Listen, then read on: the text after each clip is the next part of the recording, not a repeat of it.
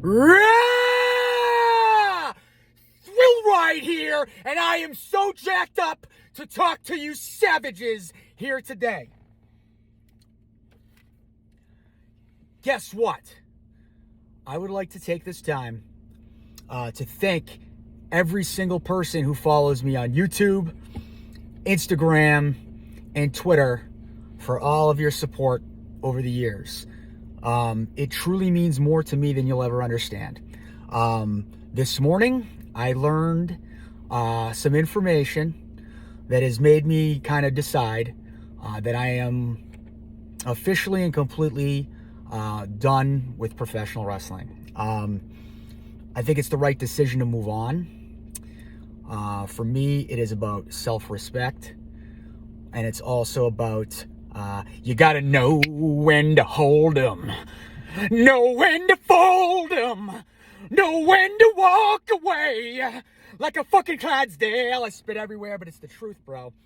I don't want to get into any length of details because people already think I'm a delusional egomaniac. But essentially what I've learned, they're just going in a different direction, man. They're a publicly traded company. They create the characters, and they're going young, which we already knew. They were going to make some exceptions, I thought, for over-the-top, larger-than-life characters. They're making the smart business decision to create the characters and recruit guys directly out of college, which is a shrewd but very smart and intelligent business decision. And I believe that as a guy who was in wrestling forever, looking at what's going on in the independent circuit, from the Cirque du Soleil, the trend that was started by, Ring of Honor, CM Punk, and even The Undertaker and Shawn Michaels at WrestleMania 25. Now every match in the Indies is like a WrestleMania 25 match. And that's not the fault of those guys, because they were doing it at WrestleMania and they're in the big leagues, but now every VFW in the country works that way. So to make sure WWE doesn't get the Cirque du Soleil by hiring independent talent, it looks like that's what they're doing. At least that's what I was told. They could be lying in my face, but I don't think so. I think the people I was talking to there were genuine, and there was nothing negative said about me. How am I feeling? I feel like a $1.5 million payload, a £1 million payload has been lifted off my shoulders and my back. I'm not remotely upset. I am so happy that I finally received feedback. I'm so happy that I can finally close the door and look at myself in the mirror and say I have no regrets. I stopped on the 1 yard line and quit. I have nobody to blame but myself for that. But in the end, I don't think it would have made a difference. So for me, the last however long has been about, I guess, conquering some demons that I thought I would never get over. And having closure is amazing, because oftentimes in life, you don't get an opportunity to get closure. And it just sits in your brain, and you have to teach yourself closure, and you have to let go. And I've learned that over the last couple years, and to not have to deal with that now feels pretty amazing. In terms of like All Elite Wrestling, I just don't think there's any interest there. I'm just a different type of character than they're looking for. I don't think they like me.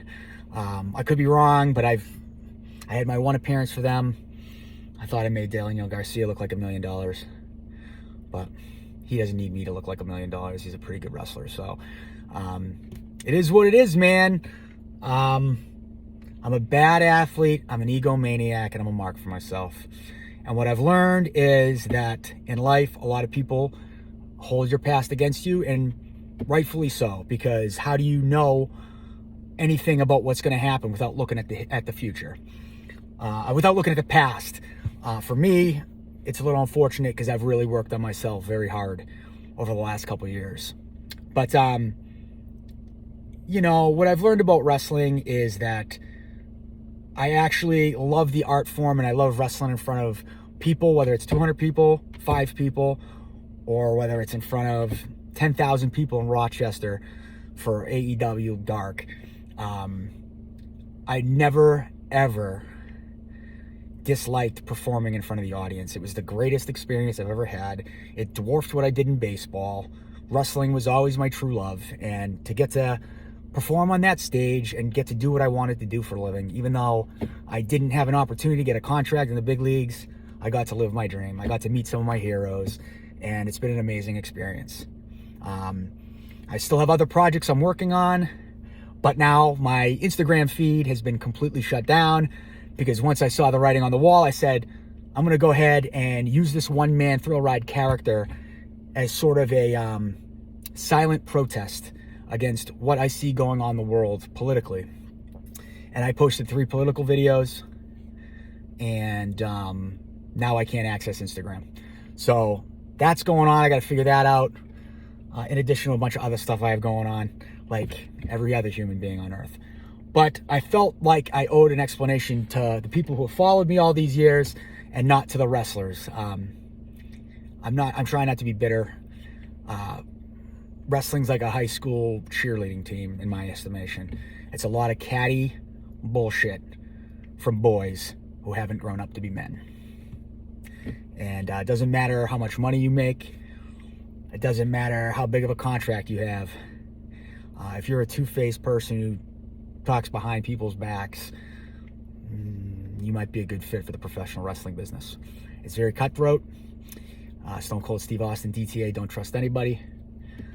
I think that's the biggest lesson learned. Or you can listen to the people who weren't the decision makers, who could tell you that I was just a terrible athlete and everything like that, which, I don't know. The guys who I train with, none of them accomplished what I did in sports, so whatever. Maybe I'm a bad athlete. I didn't test well, whatever. I don't care. It's over, and it feels amazing. Once again, I want to thank you for all your support over the years. I genuinely love my fans, not the followers, not the people who click follow during my Rough and Rowdy fight and got a nice 2 weeks of content and then never unfollowed. I'm talking about the OGs who had my back from the beginning, who bought t-shirts, who came to Woburn when we were drawing 40 fucking fans, and then by the end of it, we were packed, and the crowd was electric. And people will say that never happened, and I was never a star locally or anything. I was a nothing in the wrestling business, and maybe I was. But, you know, I had that little flash in the pan that people remember, and the people that were there at the beginning, I'll always genuinely love you guys. It's been a pleasure. It's been a lot of fun, and I'm not going anywhere, but that chapter in my life is officially over. The only exception may be I might have one retirement match. I would love to have one match that's for charity, for like mental health, particularly with like high school athletes and men, because I think depression is a huge problem, particularly with men. And they don't feel like they can say that they have a problem because it makes them seem like a weak person. And I just want to say that if you get help for yourself, that is the ultimate sign of strength. And that means you're a man and a half. And don't let anyone ever tell you differently. So that might be the only exception, but on behalf of the One Man Thrill Ride, LLC, I just want to say thank you so much for all your support over the years. And I'm going to be moving all my content to 1MANTHRILLRIDE.com simply because I don't agree with what's happening with these social media conglomerates. And I want to make sure that the people who do follow me and love me always have access to my content. So thank you very much. I love you guys. And see ya, dinks!